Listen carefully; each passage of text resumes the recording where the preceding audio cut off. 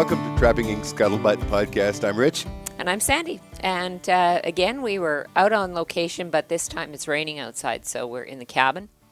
And it's a Sunday morning. It's beautiful out here, really. Yesterday morning was pretty interesting.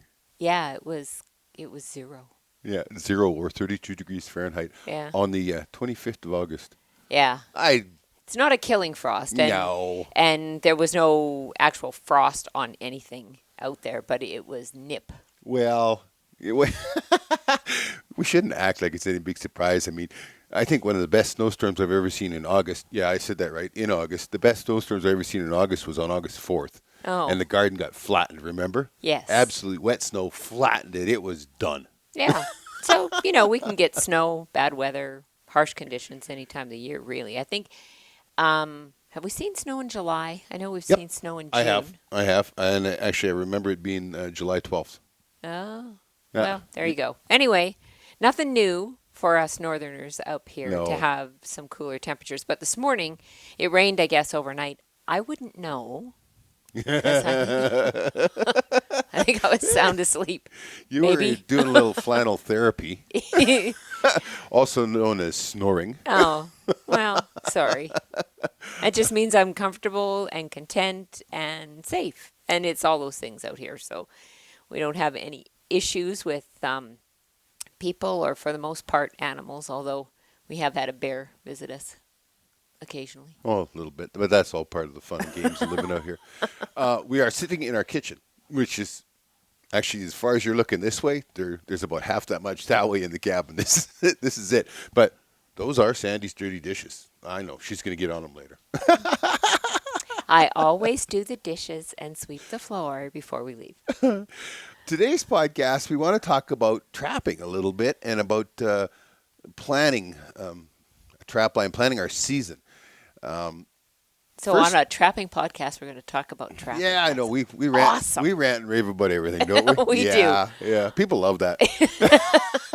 But you're right. I mean, now's the time of year that we want to start thinking about planning.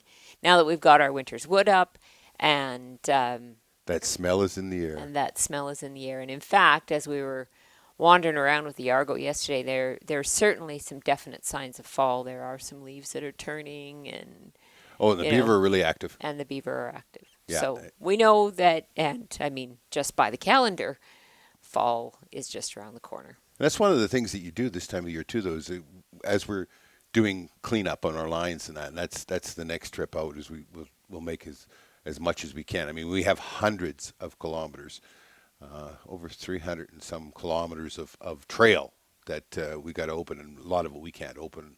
We'll never get all the way around it before the season starts. No. Some of it I don't target until later in the season, and when we got lots of snow, and then it's not so much. I don't have to remove so many logs now because you're driving over everything.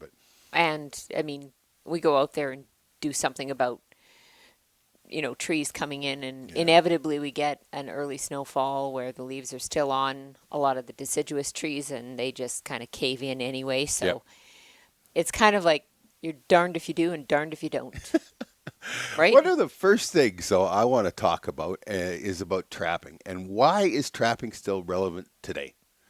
Well, it is extremely relevant because trappers, as you've heard us say, are the last buffer between the animals or the wild and civilization. We're also the first to notice diseases. We're the first to notice trends, that sort of thing. So we're extremely relevant. The other thing I want to point out is that trappers are not doing damage to populations. There's a lot of studies that show, as a matter of fact, that as a trapline is developed and trapped in that, the animals prosper because the trappers keep it more in balance, right? You've got to understand that animals overpopulate huge. It's just like when I was a professional walleye fisherman. Mm-hmm. A very common thing is that a big female walleye, an 8-pound female, she might throw 100,000 eggs. Of that, less than 1% would make it to spawn themselves. So that was her way or nature's way of providing for the species, was to overproduce like that. And it's no different with our fur, our marten, our rats, any of the fur. The reason, they produce such big litters in that is that only 10% are going to make it through that first winter. Yeah. Okay?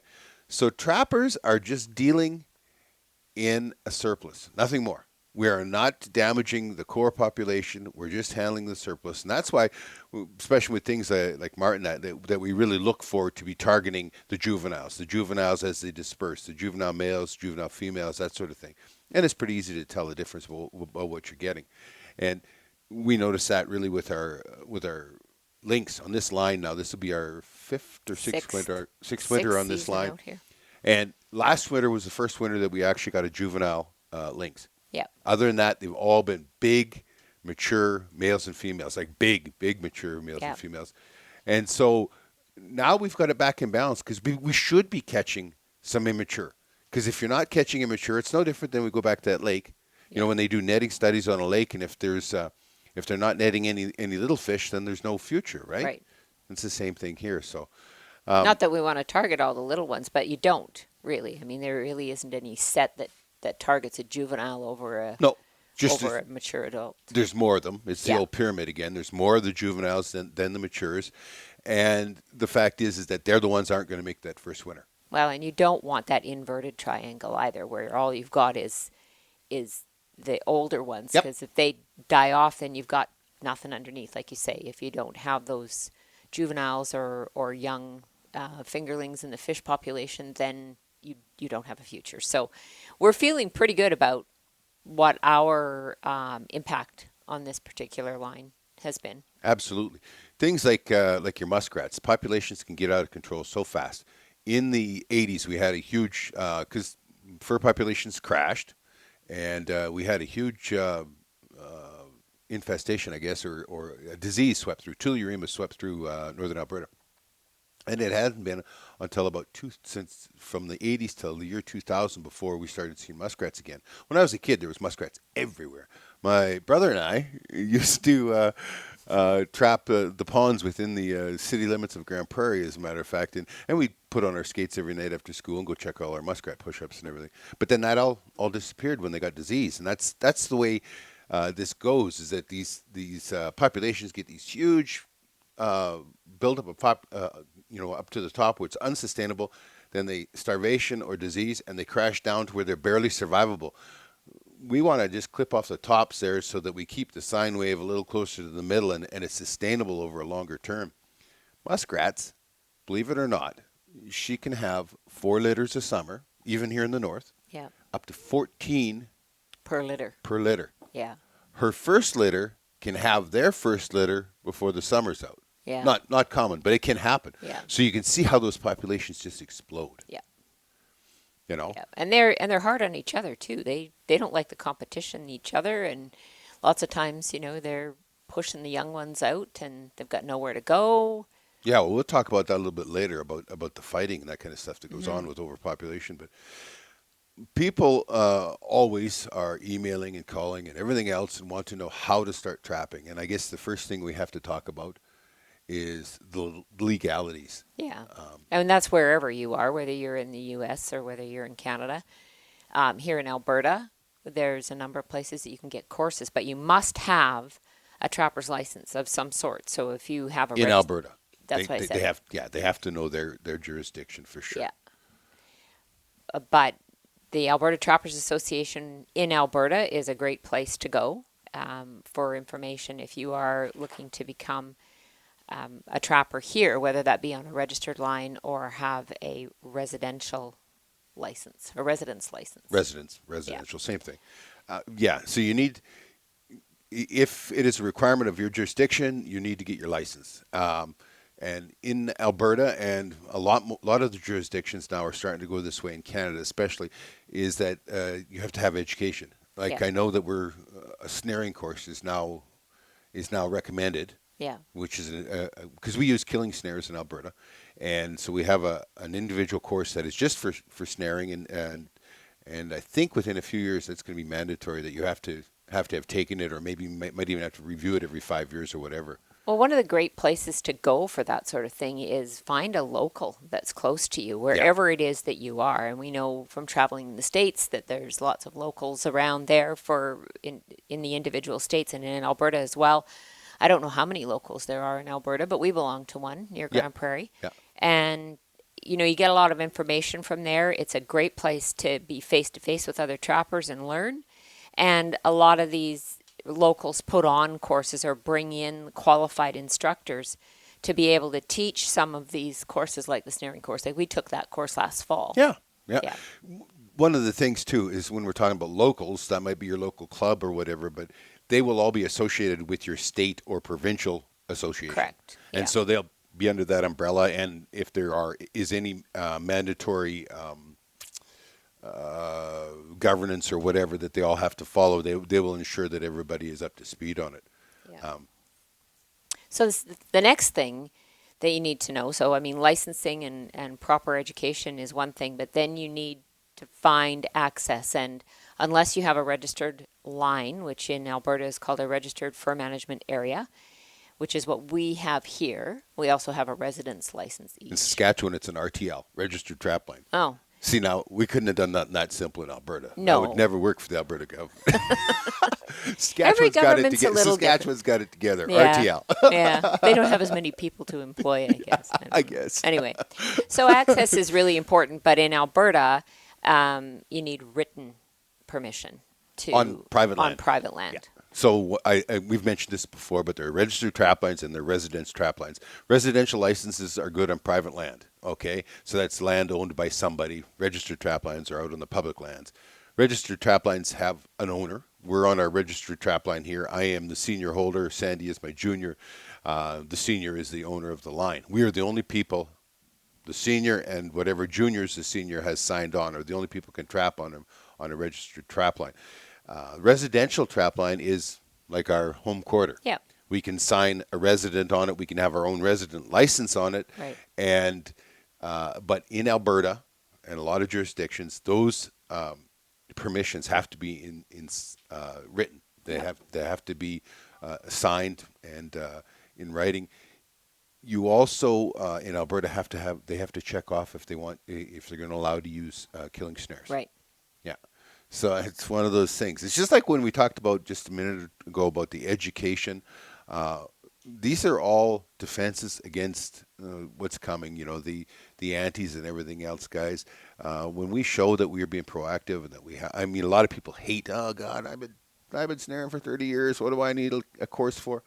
Because until we get everybody on the same level playing field, we have good and bad actors, and we want to get at least everybody up to the point where we can say, hey, we're doing our due diligence, right? Well, trapping is no different than any other member group in society. You've got good actors and bad actors, but hopefully by bringing you some of what we know and that we've learned from others, because as we've said many times, we are certainly not the experts, but we can deliver some of the information to help you find the experts or to go for more information. Yeah, and then, when people have contacted us and I say, okay, you need your license, yeah, got that. You need the education, got that. Access, got that. They said, so what trap should I buy? And I say, well, what do you know about your land? What do you know about your line, your land, your line? Where are you going to be trapping and what fur bearers are on that? We have 144 square miles out here, which is an unbelievable amount of land, and yet I've been going on this flat out for 6 years. I've probably got, between the various machines, I would say I have 15,000 miles on machines on this land out here, and I'm still learning stuff every time I'm out here. I learn something. Well, you take a different. If you turn left instead of right at Albuquerque. The old left at Albuquerque. Yeah, the left at Albuquerque. There's a lot of young people listening to this who are never going to get that joke. No, I but know. everybody else. Bugs Bunny. Yeah. Bugs Bunny reference. That's where we also learned about classical music. Yeah. Our generation. Anyway, if we took a left or a right on any given path, you're going to find, in many cases, much different habitat than what's on the other side of the turn. So you have to know your line in order to be able to plan for it. And hopefully you can loop, because the last thing you want to do is run back across your trail. It just takes more time. And time, I think we've talked about it before, you can't make any more of it. So it's really precious. And up here in the wintertime, it's dark a lot of the day. Oh, yeah. Yeah, we only have right about I 7 don't even hours a day I light. don't even think about it. As a matter of fact, yesterday I was puttering around out in the fur shed and that, and I'm finding all of the different headlamps, and I'm changing batteries, and I have a collection. Like some people have a sock drawer. I have a drawer full of headlamps because at any one time, half of them are dead or need a battery, and rechargeable ones just don't work because you never, you're going all night long. You get back here, I can't run the generator at night. Well, sometimes we do. Sometimes we do run the generator at night, but it's not very often because we do heat with wood and keeps the cabin quite nice. So when you spend that time out on your line, you're constantly learning more and more of the intricacies of it and what animals are there, what populations are, Yeah. and how they interact with those features of your land.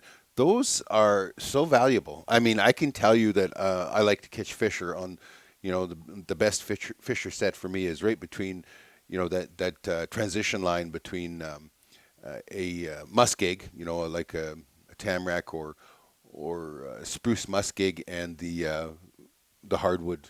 Yeah. Right on that edge. I can tell you that, but until you go out and actually look and see the differences in the different places, you're never going to hit the right one. No. I mean, the generalities are there, yes, but once you go out and actually learn your land, so before you ever worry about what lure or what trap or anything else that you're going to do, you need to learn that land. And Yeah. I know that I've done an immense amount of work, and it happens on every line I go to, but I do immense amount of work really that's non-productive. And, after 5-6 years, now you're really starting to get productive. Yeah. And that's just because you know what's going on, right? Yeah. Well, there's no substitute for getting out there and running the land, whether that's walking it, depending on the size of your line and the access that you have. That's a big thing for us because even some areas now, even though the water levels are a bit lower now this time of year, there are areas that we don't go even with the Argo because there is some really bottomless places out there. We have places where the muskeg is actually floating.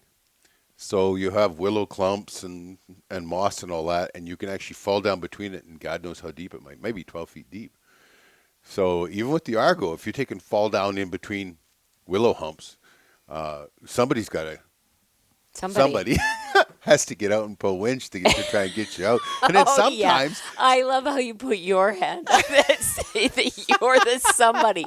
That's not accurate. What? Sometimes you might gather up half of a muskeg and pull it all towards you because everything's floating. So yeah. Those places are creepy. We've learned a bunch of those, and we kind of stay away from them. I can remember one time this was when I was much younger, and I was out hunting, walking across the muskeg, and I literally went straight down, and I don't know how deep it was, and my brother was walking beside me, and he looked over and he says, "There was just my hat sitting on top of the moss." I came back up out of there in a hurry. I'll tell you what. Yeah. it was bad stuff. There are only two things. Here's the other thing. When certainties. Yeah, two certainties, because when people want to talk about trapping, they just the way people are. We're so digital. We're on and off. Yeah. Did he bump your? He run his big nose into that? He loves to love me. Yeah, Eli here figures if you're talking, you should be petting him. Yeah. There are only really two of those on-off switches, two certainties when it comes to trapping, and they are the opening day of a season for a species and the closing day. Yeah. Everything else in between is up for interpretation. Oh, good word. I was going to use the same one. Were you? Yeah. Oh, you're getting it's like smarter. I can read.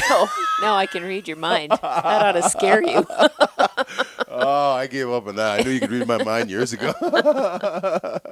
So, there's all kinds of things. We talked about damage to fur. Like in the springtime, our muskrat season runs to May 15th. It was not very often that we will trap that late because usually on an average spring by the middle of April, the males are fighting so bad, territorial and breeding and all that kind of stuff, that they have huge holes in one another, and they're vicious little things. Oh yeah. Oh my God. Well, if you've ever seen the teeth on a muskrat and the claws on them, you can you get the idea pretty quickly.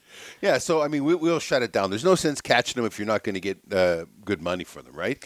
Well, and the other thing that we shut down early sometimes is our fisher and marten are caught in very similar traps. In fact, a big Identical. Yeah. fisher will stuff his head into a 120 body grip trap and with no trouble at all. And obviously, the fisher are a quota animal for us. I think we've mentioned that before. Yeah. And marten are not. But as we get closer to our quota limit, then we generally just yank everything because you can catch a fisher in a lynx pen, for goodness sake. Fish are very aggressive. And we don't want to be over our quota. That just creates lots of questions and yeah, our quota is 18. Yeah. 18 for the season. Yep. And quotas are set based on mostly voodoo, I think, but supposedly on where you're located and the size of your line. And so, some places are better for fisher than others, and so you get a bigger quota. But yeah, when that comes up, well, then we got to shut that stuff down. The other things that control is, once again in early spring, your wolves might go springy, like where they lose their nice sleek guard hairs and the under fur gets kinky, and that might happen in February. So you'll shut it down because there's no sense catching them if they have no value, right? Yeah. But what do you think of that coffee? It's good. It's got no bite. No afterburn, does it? Yeah. Very, very smooth. This Old Smokes coffee, and it's got me wound up for this this podcast. Let me tell you. Okay, we have 17 fur bearers in Alberta. We're pretty blessed. Yeah, we are. There is a huge number, and we have 14 of them on our trapline. We're too far north for badger, bobcat, and raccoon. Right. So, and we do have skunks up here, but by the time the fur is prime here, they're generally denned up. And it's one of those things. Like, I mean, there's skunks out here on this trapline, but in the big bush, you never see a skunk. You never smell a skunk. You never know they're around. No. Usually where skunks are caught now is in the farmlands because they're making trouble. Yeah. Right? And people know about them. But we just, there is no season on either raccoon or skunk. Right. They're and open all year raccoons, round. we don't have. Yeah, we have no raccoon up yeah. here. And with, like I say, with skunk, we just never run into them. And you hear about a little bit of them in the farmland and that around home. People having difficulties with them. But as a trapper, unless somebody wants us to do damage control, we just don't have anything to do with it. We have done a skunk show though before with Ryan Demchinsky and his girls down in southern Saskatchewan. That was an eye opener. That was a lot of fun. Yeah, I got to go back and do that.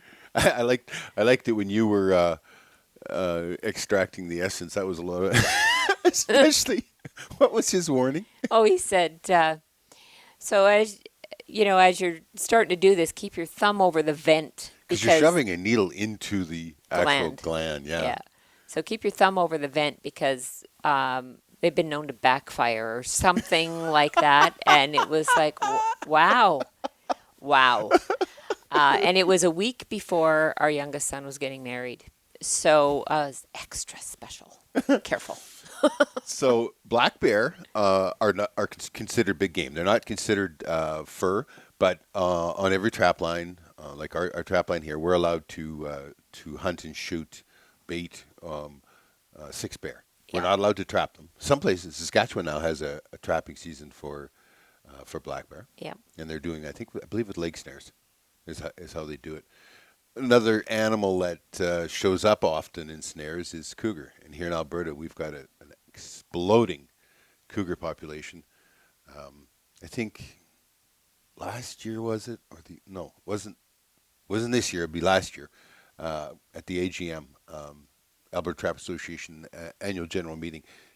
A fellow was there from fishing or from the government, and I said, "How many were caught? How many cougar were caught?" Because you're always trying to get a feel because cougar are one of those iconic things like grizzly bears and penguins or whatever that panda bears that people penguins well, that people just got a hug kind of thing, and so there's a lot of uproar whenever cougars are caught. Because for one thing, they're a big game animal. They're not a fur animal. So none of the trappers get to keep them. Yeah. Nothing. No, and they're confiscated and incinerated. Yeah. No one benefits from them in any manner whatsoever, which is just so completely My contrary. son has it caught seems. now 3 of them, and all 3 have been. You know, Yeah. he's trapline there at Rocky Mountain House on the eastern slopes of the Rockies here in Alberta, and he's volunteered to skin them, have them tanned, And donate have the them. skull done, and all that. And donate it to a local school or donate it to anything. They take it away and they destroy it. Yeah.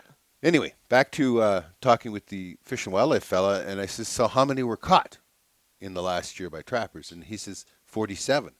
And I go, I kind of take a breath in and I think, 47, huh? I say, so is that a significant number? And he says, no. I says, what? He says, no. He says, the population is huge and growing. It's not significant. And I says, well, the next time I hear you interviewed by the media, I want to hear those words out of your lips. Mm-hmm. You know, because everybody thinks that catching 47 cats is a big damn deal, and it's not. Well, and the other thing about it is where they're being caught is way out of where their normal habitat and travel corridors would be. Yeah, we actually have cougar tracks I've seen in Yeah. the snow here in the springtime. There's a big old tom comes through here. Should not be any cougar here. You know, cougar are supposedly the eastern slopes of mountainous areas is where they live. Mm-hmm. We are a long ways from. As a matter of fact, we brag about our trapline that we have one hill on our trapline. Yep. Yeah, we have a sign there, and you know, Lover's Leap or it's not much overlook. Of a hill. Yeah, maybe it's a muskeg overlook, yeah. But it's because it's so flat and yeah. muskeggy here. This is not a place where cougars should be, but they are. Yeah. And that's just because the population is so huge, they're getting pushed out and pushed everywhere, and it's causing a lot of problems now. You know, pets are being drug off and that sort of thing. The 2 cougar, though, that are mountain lions that are being caught by trappers are old females who can no longer sustain, so they're turning to scavenging off of wolf bait piles, or young. The young that are being kicked out, and so they have to go find their own area. And they don't do real well at it, and that's where they end up. I know my son, I talk about the 3 that he's caught and turned in. 2 are very young, and 1 was very old. Yeah. You know, one she only had 2 canine teeth left, and you know, she was 87 pounds, and she should have been a 140-pound cat. She was starving to death. Yeah. And that's a sad thing when that kind of stuff is going on. But anyway, we so this coming up Friday is September 1st, and then we are only a month away from our first season opener. Well, yeah, and that's October 1. And on that October 1, muskrat opens, beaver opens, coyote, wolf, and fox. However, we won't target any of them. No, we generally don't start until around the end of October, and that can be good for us for muskrat, and sometimes we're breaking ice. Yeah, that's the worst thing. You know, it's there's no good amount of ice until you can actually walk on it. It's kind of like you can't be a little bit pregnant. When you get that quarter, half inch, or 1 inch ice, it's still not enough to be able to walk on, and yet it's too much to be able to canoe in or wade through. So we wait till the end of October, just because 2 things. One, I want the animals I catch to be prime as possible, and I want them, you know, to the most value. And the later in the season, the bigger they are. They grow very fast. Yeah. Okay. The only exceptions there would be damage control. Well, yeah, but when we're talking about the muskrat, I want them to be as prime as possible and as big as possible. So the difference between October 1st and October 21st can be quite a bit in a muskrat's life. I hate being the king of the XX small at the auction. So that's one point that's important when it comes to the muskrat. And the second is that you get a ton of winter kill with muskrat. They are not really bright. I mean, they're a rodent, so they're not really bright. And a lot of the bodies of water that they choose, they can't make the winter through. Right. So a lot of people will say to me, and I hear this conversation all the time, man, I've got this pond. It is so full of rats. You should see the push-ups on it. And I just can't wait till spring when they're all going to be big and prime and all that. And then spring, they're not there. well, they can either starve to death, they can get disease and die, or they can get froze out. They can get froze out from their food. They can get froze out, froze into their dens and that kind of stuff. So with muskrat, it's that old bird in the hands, we're two in the bush thing. So I do them as late as we can in October. And if we find push-ups, we'll trap them in the wintertime too through the ice, because they're Yep. just then that's generally when we do get some extra large, and they are very, very prime. Well, and out here in the big bush especially, is not a good place for muskrats. No. A lot of otter, a lot of mink out here, and they're very, very hard on muskrat. When most of the muskrats all come out of the prairie farmland, all those little potholes and that kind of stuff is where they come from, and so that's where we'll target them. Out here in the big bush, lots of times when I'm setting for otter in the middle of the winter, and that I will run into a bunch of push-ups. Well, I will set them right away, because it's only a matter of time before an otter or a mink digs their way into that push-up and freezes them out anyway. Yep. And it happens every winter. Yep. Because it's funny, because you'll see, I'll have this little pond here, and it'll have a dozen push-ups on it, and then they all get dug out, and the next winter there's no push-ups on it. Yeah. None. The otter and the mink will actually clean out a body of water and then move on to the next, and then they come check it every year. It's really cool, because in the snow you can see otter traveling. They come check it, but if there's none of those push-ups not around, they're gone. Yeah. So everybody talks about how nature's in balance and all that. No, it's not. Nature eats till it's full and then goes away, and whether that's the last one or whatever, it doesn't matter. Yeah. Our beaver, we don't target in the fall unless we have to. That's the damage control part of it. It looks like we're going to be this fall, though, because I see the we've been traveling around, and I see them crazy beaver are building water everywhere and along the roads and that. Yeah. So the oil Well, I companies expect we're going to be getting a call from the oil company here very shortly, because they're starting. They have been there to clean out some culverts, but it takes. Are you going to finish? This is just too cool, man. I know it is. It's a little bullet. Yeah. I'm really going with the bullet here anyway, so there we go. I'll figure it out too. Yeah. Ooh. Look, it kept it nice and hot too. It's awesome. That is just as cute as can be.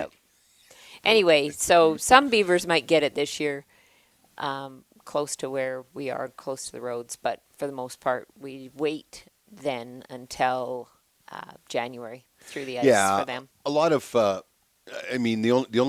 only reason I would do them in the fall is either damage control or if I need bait. We got lots of bait this year. I've been really stacked up ahead of time on that. And coyote and wolf and fox, none of them are prime in October. No. Not even this far north, not even close to being prime. Yeah. I will start setting up my wolf baits then. It just depends on the amount of snow. And cold too, because if it's not freezing, then it's way too easy for the birds to just clean up everything. Oh my and then God. You're just hauling bait. And for us, we pick up a lot of roadkill. We have to have a special permit for that, but we pick up roadkill and deposit it and whatnot. But it's a lot of work to do all of that. And if the birds are just going to eat it, I mean, in the wintertime when things are frozen and it takes a bird longer to eat it, it's a great calling card for the wolf and coyote. We're targeting the wolf out here, but more than anything. But once again, in the big bush, there aren't many coyotes because there are wolves. Yeah, and the wolves eat. Yeah, and here we don't have as many wolves as others do in different areas, because we don't have the big game populations out here. Yeah, either. our ungulates are pretty low. Very, very few deer, and no elk at all. No, we and have occasional moose. Yeah, we have moose. And so if you look at a big square, which is our trapline, it's a big square, we have one pack of wolves that kind of loops onto the top part of our line from out of the northwest, I believe, and we have another that comes out of the south or southeast that loops on the bottom. And where the lines where the intersperse is always hilarious, because if they both happen to be going through there at the same time, the one side is all covered in pee of a seismic line. It's all covered in pee from one of the herds or one of the packs, and the other side's covered in pee from the other pack. It's this big peeing match, really. Yeah, is what it is. But wolves are one of those animals that are really difficult. You need to have the perfect amount of snow. Yeah. If you have too little snow, then they're really, really hard to it's impossible just about to set a foothold for them because a lot of our footholds are done blind. Yeah. Like step downs off of beaver dams and all that kind of stuff. And we'll cover all that in future podcasts. But the if you have enough snow where they have to walk as a pack and they follow a trail, then you can hang a lot of them in a hurry with snares and that. If you have too much snow, then they take and go yard up wherever the big game animals are, and the big game animals will yard up right into the thick bush and that. Or lots of times then the wolves will actually go to the farmlands too, because they can travel around. And they do. We know they do because we get calls. And so there's another one of those situations where the only definitive thing is opening and closing day. In between, the wolves may not be around, or it may be too much snow to really focus on that year. The other thing Again, is it's a science, right? It's not an absolute. There's a science to what we do in terms of determining when we're going to, just because it's November 1st or October 1st or whatever it is, doesn't mean that we're just going to hit the ground running. In some instances, yes. In others, no. In actual fact, the amount of daylight is how an animal's hide primes. Yeah. Okay? Now, there's a difference between prime and full winter heavy.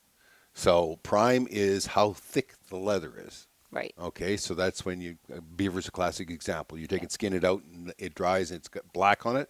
It wasn't prime in those spots because that leather is thin enough that you're actually seeing the roots of the hair from the other side. So the amount of daylight that they get controls how thick that their hide is, or their primeness of their hide. Now the fullness and how heavy the fur and all that is has to do with cold. Yeah. So you could have a marten or a fisher or a wolf or whatever that is actually prime, but not get full winter heavy on it because it's the fur just isn't there. It hasn't been in enough cold weather, right? Exactly. So another thing we've had a problem with wolves in the last few years is everything's been mangy. Yeah. And that's a sign of overpopulation. Yep. And it's just heartbreaking. It's a brutal, brutal thing for those animals to have it. If anyone has ever seen mange or experienced mange on the fur bearers that they catch, you can just see just how brutal, it's just a terrible way for an animal to die. And for a trapper, there is so much effort that goes into putting up baits and maintaining baits so that if and when that pack comes around, that there's something there to hold them long enough for your snares to be effective. And that we snare only for on killing baits, snare for wolves on those baits. But so there's a lot of effort that goes into it, and if all you're catching is mangy critters, first of all, you have to be really careful that you don't drag any of that back to your own household. So you have to be careful about how you handle them, and you should really burn them because it's just it's gross. Wow, that's the problem with a pack animal. I mean, when you catch one animal out of a pack that has mange, just about the whole pack has mange. Yeah. It's It's just how the way they it is. keep warm. It's how they manage. It's anything pack related. So that's pretty tough. That is. So anyway, then that's the 1st of October. Now, when we hit 1st of November, that's probably when I'm going to be setting up my wolf baits. But more importantly, that's Fisher and Marten. Yeah. Fisher, Marten, Weasel, and Wolverine. Mm-hmm. And so everything goes day one because at this far north, they're all prime. They're all prime and all ready to go. And so we go hard. We set up. We have over 400 boxes spread out across. And because we're remote, we don't pick up our boxes in the spring of the year or when the season's over. We pick up our traps. Just the traps. Yeah. And so we have different areas that we set and target. We want to. It's we just skim the cream or we cherry pick and you'll be maybe 2 weeks or 3 weeks in one spot and move to another but we probably are running 180 to 250 traps at a time for Fisher and Marten. Yep. Yep. We close some down, open some others. It really kind of depends on what we find we're catching as well. And we opened part of a new line and all we caught was Fisher. Yeah. And then now we're catching more martens there. We did last year catch more martens there. So Marten and Fisher compete with each other and eat. Well, the fishers will Fisher eats the marten. eat the marten.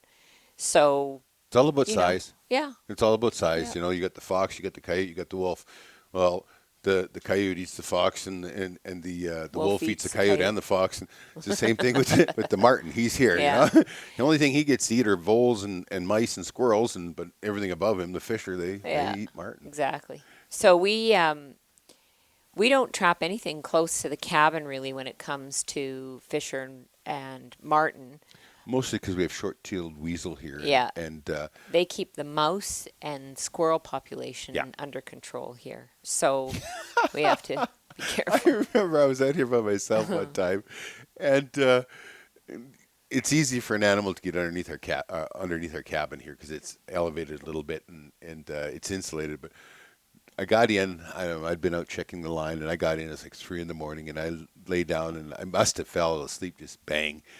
Anyway, because when I looked at the clock, it was an hour and a half later, and there's this god awful screaming going on. I sit up in bed, and I don't know what's going on, and I realize that there's thumping, and what it is a weasel has got himself a squirrel underneath the cabin. Because the squirrel will sleep at night. And the there weasel is a bloody battle going on. Oh my God! So anyway, I mean, we've got all of those, and included in that would be the wolverine. Yes. Right? Yeah. Wolverine are a quota animal, and no matter the size of your trap line in Alberta, at this particular given time anyway, You're allowed one. you're allowed one. Yeah. In some other areas of the province, they are much more prevalent. Yep. And some trappers do find that they can get some, well, it's not permission, but it's, what would you call it? I guess. Well, they get to keep anything they catch over the quota. They get to keep, and Yeah. as long as they're not going out to target them, because particularly in areas north of here, and we've had a couple of shows in season 4 that show that there's an interaction or a relationship of some sort between lynx and wolverine, and where you have lots of one, you have lots of the other. Yeah. And we're not sure what it is or why it is or whatever, but we did visit with a fellow, and they've They have catch lots and certainly lots more of than one wolverine every year. and But 60, 70 lynx. yeah, Yeah. it's a really big success story. But that's one of the things that the Alberta Trappers Association has been involved with, is a study that's been done with I think it's with the Alberta Conservation Association, right? Yep. And the U of A Yep. On the wolverines. on yes. the wolverine. So we didn't know, we hadn't scratched the surface on wolverine until this study was commenced, and now we know how much we still don't know. Yeah. Yeah. It was actually kind of good because there was nobody knew a damn thing about wolverine, but yet they're going to make decisions in Yeah. typical government fashion. Yeah. So November, we're pushing hard. I've probably setting up a wolf bait or two, but I'm really focusing hard on on our fisher and marten. We're giving her hard on that. December 1, now otter and lynx open up. So while I'm also checking all my fisher and marten, I'm opening all my lynx pens, and we run hundreds of them. Yeah. Because it's funny. We're allowed 22 of those a season, and you run hundreds to... Not 22 pens, 22 lynx. 22 lynx. We have hundreds of pens. Lynx are the most erratic animal you'll ever have anything to do with. And, Yeah. And the biggest thing about them is that you have to have the correct thing there in front of them when they show up. You have to take advantage of him just staggering his way up to your set. So it takes a pile of lynx pens, and I taken blind snare around a lot of sets and all that kind of stuff in order to catch that. But that's in the early part of December. I'm getting that going hard, and I will have my eyes open for otter. Now it'll depend on how much snow there is. I mean, it starts December 1, and at that point we're usually froze. Yeah. Okay, and I will start setting some otter sets if we have where they're crossing over a dam and there's open water. I'll get a set on that where they're going in and out of the water, or places where they go in alongside the cattails, that kind of stuff by a beaver house. I will take advantage of those because those animals are only there while that water's open, and then they move on. Usually, depending on the amount of snow again. So this is where you got to be flexible. The amount of snow, I'm not going to start targeting those otter till a little bit later in the season when they're making all those trips, and we get to see their trails in the snow and take and do those blind sets. So Yeah. usually the first of December is focus on those lynx and carry on with the And marten. sometimes we have quite a bit of snow in December. Sometimes not. Sometimes Yeah. it doesn't happen till around Christmas time or early into the new year. But that'll also determine the method of transportation that we use, whether Yeah. it's the Argo or whether it's the snowmobile. So And usually by before Christmas, we have all the wolf baits are up and firing, and all the snares are out for them. yeah. And we come out for a week at Christmas time, and I'll take and spend some time putting out some footholds and that kind of stuff because we have to check them every 48 hours. Yeah. And that gets us through then into January. Where Yeah. everything is open. Yeah, everything is, and well, everything is actually open in December, but now in January, as I'm more than likely, we're winding down on our Marten and Fisher. Yeah. We've probably quoted out. It goes to the end of January, but we've probably quoted out at that point. So now, I got time on my hands. Ooh. I got to do something. Time. With that precious commodity that we were talking about earlier. So I'm focused heavy on the lynx and on the otter, and now I start Beaver. Yeah. and I'll set up on one or two beaver lodges every day as I go by them. I'll take and go out and do a set on them. That can be a lot. Like last winter was terrible amount of snow, and it was just like it never ended, just shoveling. You know, I don't even shovel snow at home. I have machinery for that, but out here I'm running a shovel. Yeah. Well, that's the reality being out here. I mean, there's certain amount of mechanical assistance that we have, and then there's some that we just can't access out here. It's too far.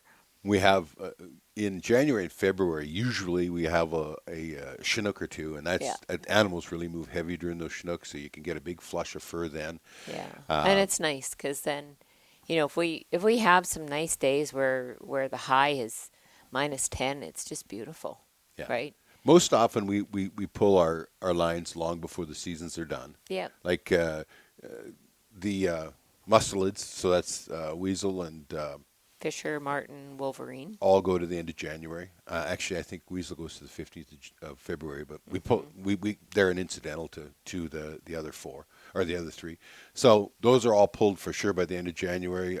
Cat lynx goes till the middle of February, Yeah. and we pull that, and then Yeah, we're usually done before then too. at for that lynx. point I might be focused really heavily on otter. We're allowed 12 otter, so sometimes in a day you get 4 or 5 otter when Yeah. you hit them fishing in creeks and that kind Well, of stuff. and traveling when they travel kind of in a family unit for the Yeah. for the most part, or there's several of them, and we can often take most, if not all. And then in there, after all the times of being bored, checking your wolf baits at night, you'll go staggering through in the middle of the night, and a flashlight will light up a set of green eyes looking at you, and life gets exciting. Yeah, life can get really exciting. Yeah. So I mean that goes on, and then usually end of February the wolves are done. Coyotes are usually done around home at the same time, and We don't have very many fox up in our area. No. At home either. And then we start looking at moving into the spring muskrat season, which is a great time. That is kind of how we plan things out. This year we're going to go back into an area that we've been closed out of. Yeah, there was a pipeline spill up here about 3 years ago, and the northwest corner of our line we haven't been into in that amount of time. Yeah, that got a little hairy actually, because Richard was doing a sportsman show in the middle of March, and he got this panic call from the oil company about where all of his traps were set because they'd had an oil spill up there, and they wanted to send people in to determine, where the spill was and how bad it was, but they were afraid that some of their workers were going to step in a 330. But I don't blame them for being concerned about that. No. But there was and then we haven't really heard anything much from them over the last while. No, it's they've I don't know, refused communication or don't think we need to know or whatever. Anyway, we're going back. Yep. We're going through there, and the whole thing was that in the bush and that the trails are what you follow. Well, this pipeline was my access up there, and I'm going right through it this year. Heck with them. It's time to get back up there trapping. I need to I'm going to shut down the eastern side of the northeast side here and do the northwest for Yeah. Fisher and Martin. It's very much time, but So that's how we plan, how That- we start, and where we're getting to here in the next few and weeks. how quickly it can change because Yeah. like I say, things can change so fast. You Yeah. know, 3 years ago we had nothing for muskrat in the fall because on the 3rd of October it froze hard enough that you couldn't use a canoe and yet you couldn't walk on. Yeah. So we were done. No No muskrat that opportunity. fall Yeah. at all, right? So you got to play it by ear. But knowing your land and knowing your animals is the most important thing that you're ever going to do out trapping. Yep. And learn. Well, we would like very much for everybody to join us at www.trappinginc.com, and from there you can find the links to everything, to this podcast, to our YouTube, to Amazon Facebook. Prime.